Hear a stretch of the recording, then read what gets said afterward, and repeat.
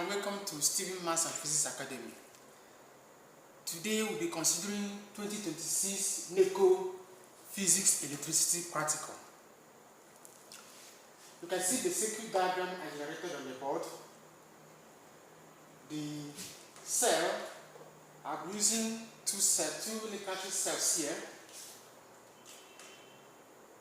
The cell is connected to the key, from the key to the ammeter, from the ammeter to the voltmeter, and then from the voltmeter to the resistance box. The voltmeter is connected in parallel with the resistance box. The positive terminal of the battery is connected to the resistance box, this side, while the negative terminal of the battery is connected to the key. We are going to watch and see how the connection will be done practically here. Now, we will determine our I naught and our V naught as we connect the circuit.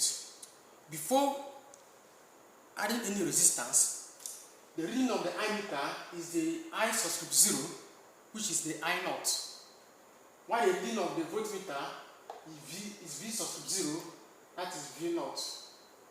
We are going to determine each of them and draw the observation table. We will be varying the resistance from 2 ohms to 4 ohms to 6 ohms to 8 ohms to 10 ohms. And the current values will be recorded with their corresponding potential difference values, the terminal potential difference values. Here are the materials or apparatuses I provided for this experiment, or as required. We were expected to provide a voltmeter, that is 0 to 3 volts voltmeter. This one is the ammeter, 0 to 3 amperes. The ammeter is 0 to 2 amperes. That of voltmeter is 0 to 3 volts. The ammeter is 0 to 2 amperes. Now we have our key. This is our key. And we have the 2 dry cells we'll be using for this experiment. You either use 2 electrical cells or you use a 2-volt accumulator. This is the resistance box for the experiment, and these are the connecting wires. Just watch carefully and see how these circuits on the board would be connected. Now, looking at the circuit diagram on the board, I have the cell. I start with the cell. This is the source of power. I'm going to connect the cell to the key. The negative terminal of the cell is connected to the key. The negative terminal of the cell is connected to the key. Look at it, how I connect it. The negative terminal of the cell is connected to the key. Now, having done that one, I'll connect the other end of the key to the ammeter. The other end of the key is connected to the ammeter.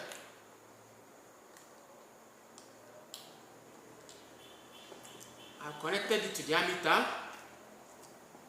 Now, the next thing to be done there is from the ammeter, I move from the ammeter, I connect to the voltmeter. This is a voltmeter here. I'm going to connect from the ammeter to the voltmeter. That is from the positive terminal of the ammeter. From this side of the ammeter, I'll connect to the negative terminal of the voltmeter.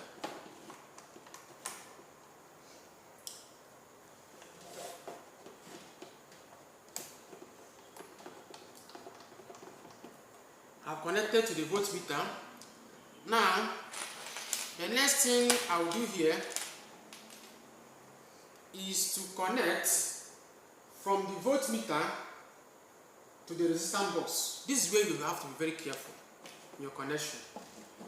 From the voltmeter to the resistance box. The voltmeter is connected in parallel with the resistance box. Look at it very well.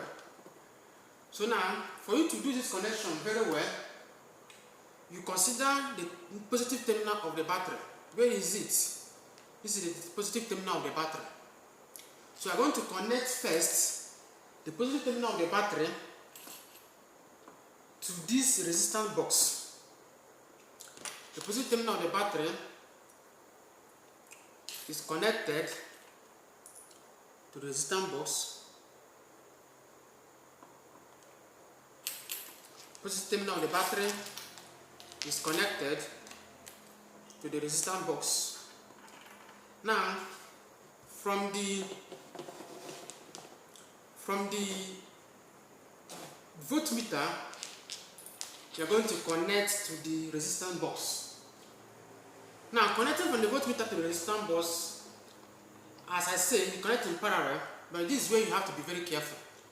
From here, we are going to cross connect, because this positive terminal of the voltmeter, it is wrong for you to connect it to this place, because you can see the negative terminal of the battery is running this way.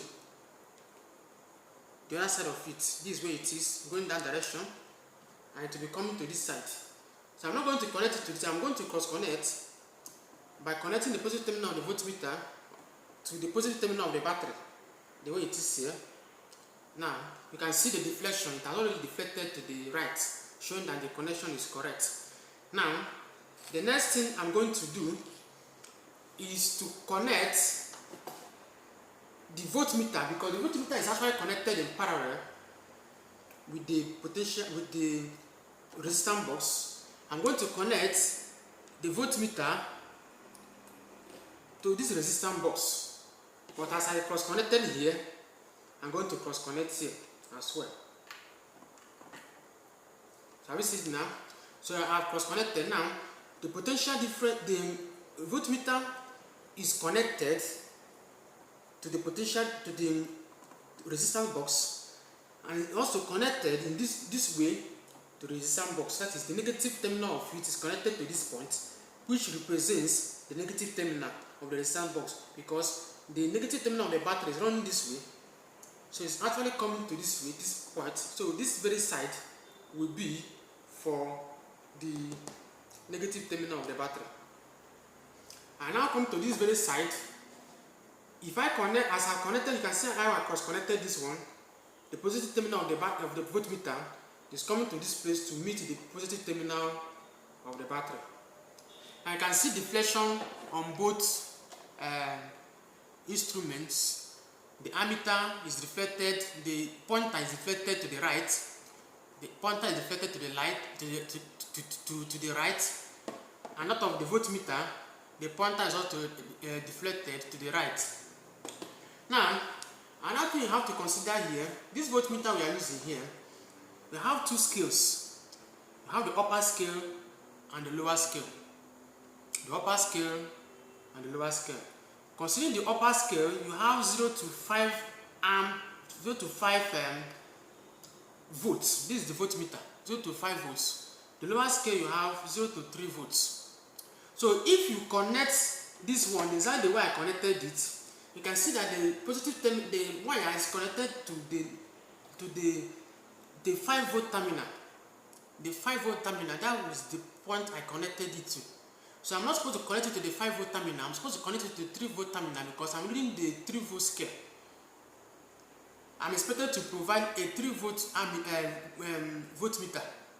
So since I'm using the 3 volts, I'm supposed to connect it to the 3 volt terminal. So what am I going to do?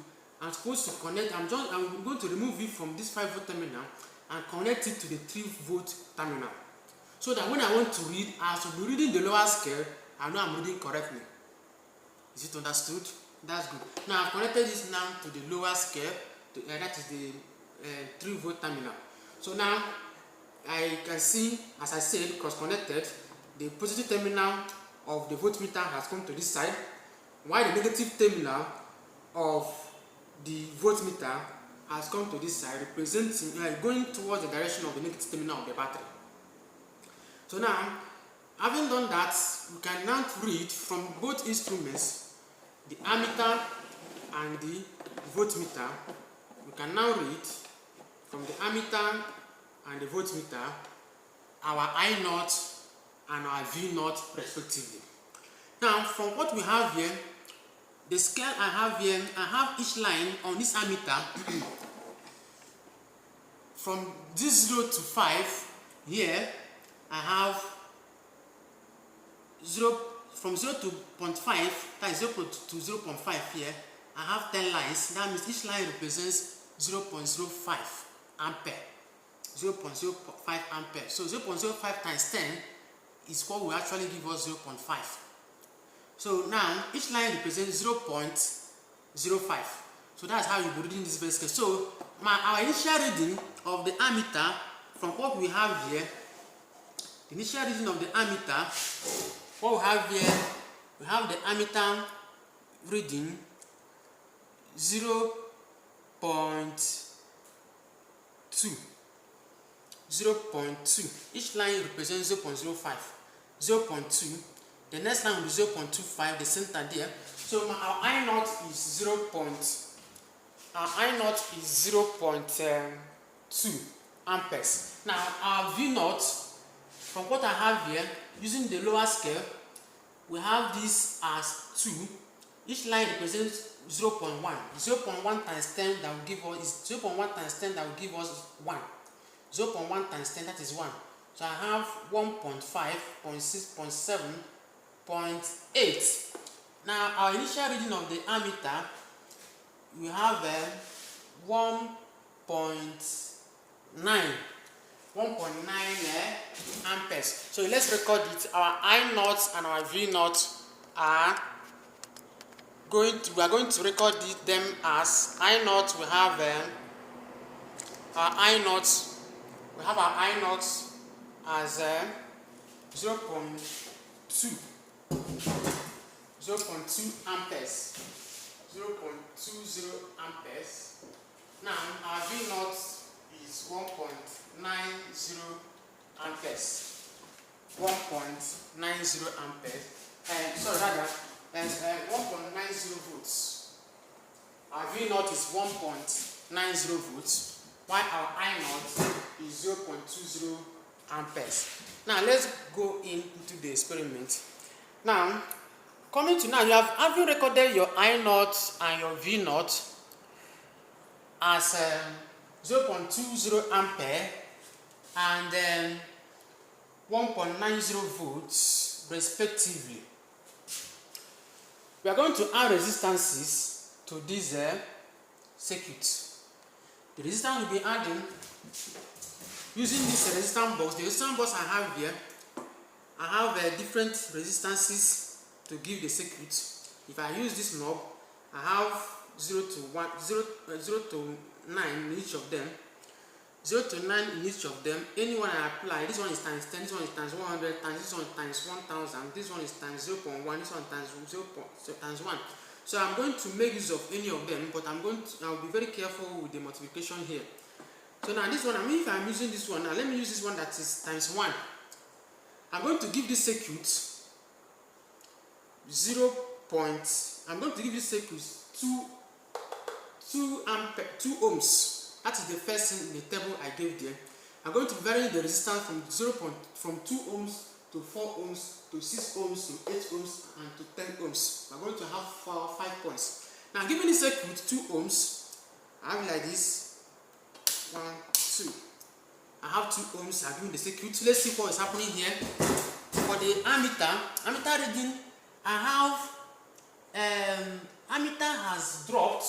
The reading has dropped from 0.2 ampere, and I have 0.15 ampere. Ammeter reading is now 0.15 ampere. I get something from here. 0.15 ampere. That is the ammeter reading when I have given that is the reading of the ammeter with 2 ohm resistance. The ammeter reading has dropped from 0.2 to 0.15 ampere. Now checking the voltmeter reading. The voltmeter reading increased from 1.90 volts to 2.0 volts. From 1.90 volt to 2.0 volts. So I now record it at 2.00 volts. Now what do you observe here? You can see that increase in resistance now is resulting in decrease in current and increase in potential difference. We are still going to the next point to see if it will be increasing and decreasing like that. The next point will tell us if actually what we are doing will continue this way or not. Now, when the current is increasing and the potential difference is increasing, what are we talking about? That is the case of the Ohm's law. Now, in that case, if you plot V against I, the constant there is the resistance R, and in that kind of graph, you have a positive slope because you are going to have a straight line rising from southwest direction to the northeast direction. So it goes like this. That is your positive slope. Or in this case, if what we are doing now continues like this, the slope is going to be a negative slope where the line goes from southeast direction towards the northwest direction. That is the case of moving down from northwest to southeast this way. So the slope we are going to get is the negative slope. Now when we now get the negative slope, what are we talking about? Why is the negative slope there? Why is it happening like that? Why is it that the current is dropping and the potential difference is increasing? That explains that the internal resistance, the potential drop across the internal resistance is small.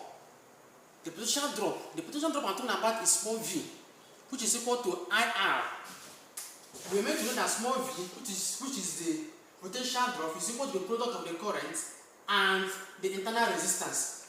The potential drop across the internal resistance R is small, and as it is becoming small, it becomes small such that the terminal voltage, which is the potential difference across the terminals of the cell, when it is connected or when it is delivering current to an external circuit, it is small. The potential drop becomes small so that the final voltage or the terminal voltage is increasing.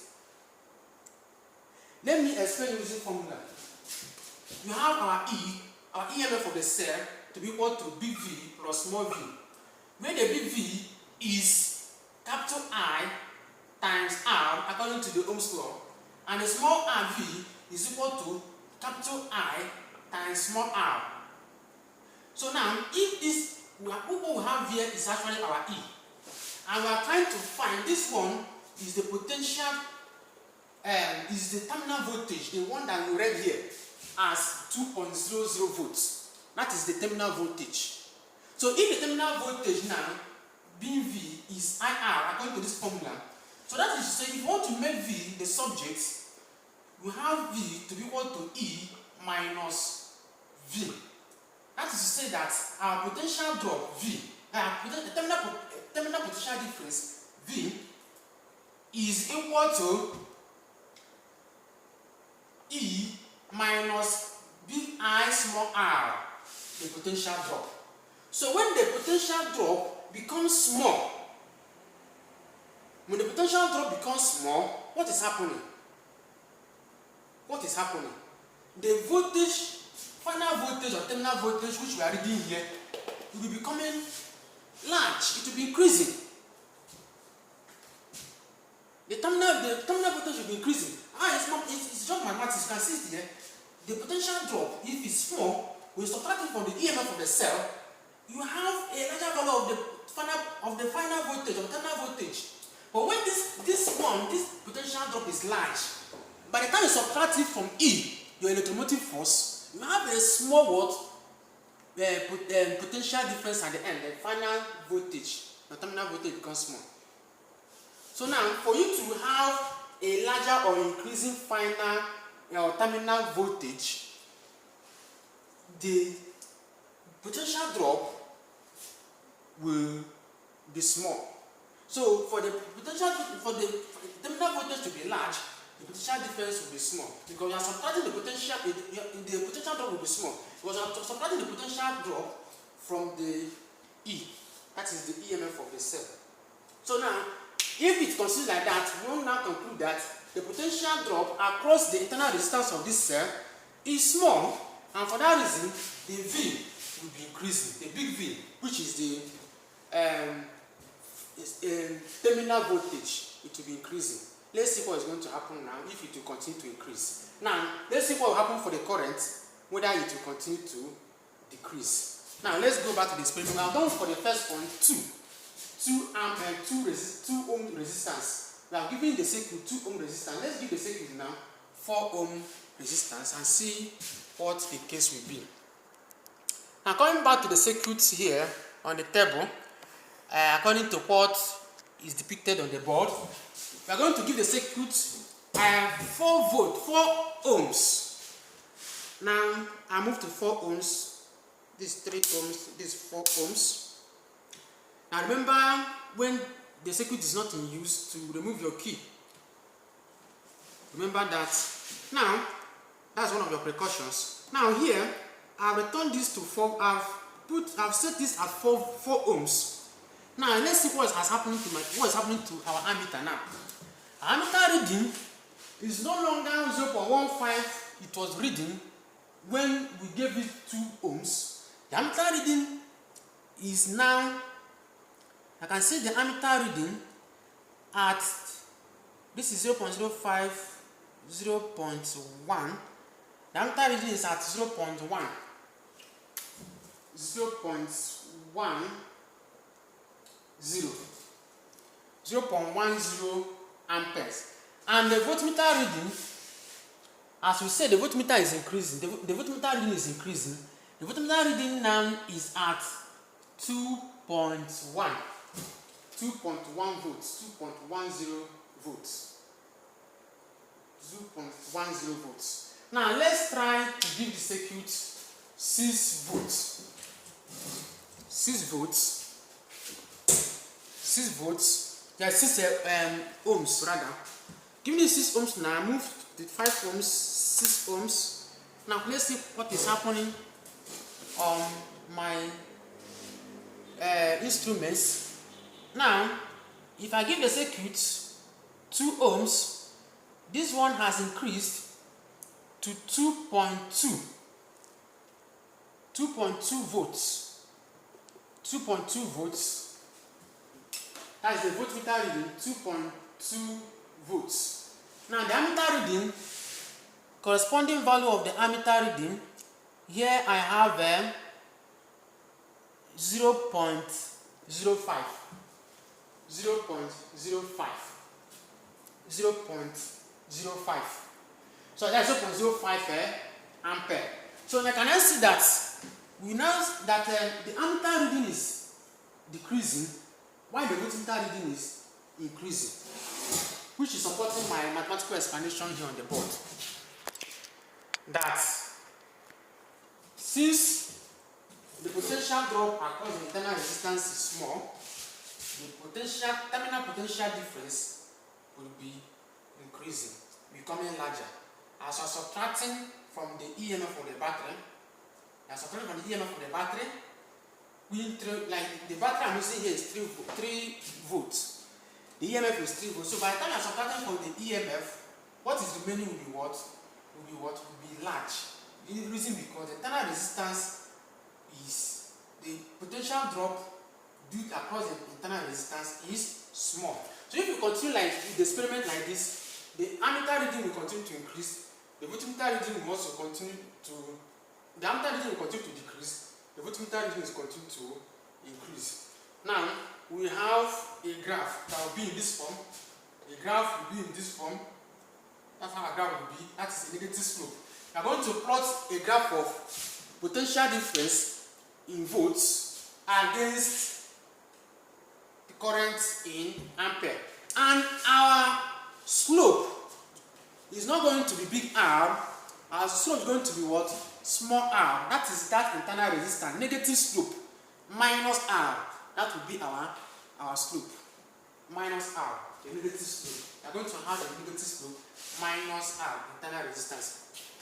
Now this circuit, in your exam, you may be given 1 ohm, 2 ohms, 3 ohms, 4 ohms, 5 ohms, 6 ohms, as the case may be.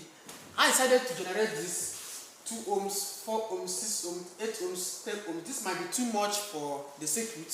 Giving it 2 ohms, 4 ohms, 6 ohms, 8 ohms. And if I'm giving it 1 ohm, 2 ohms, 6 ohms, 8 ohms, you might see something smaller than this. Something slightly different from these values you have here on the board.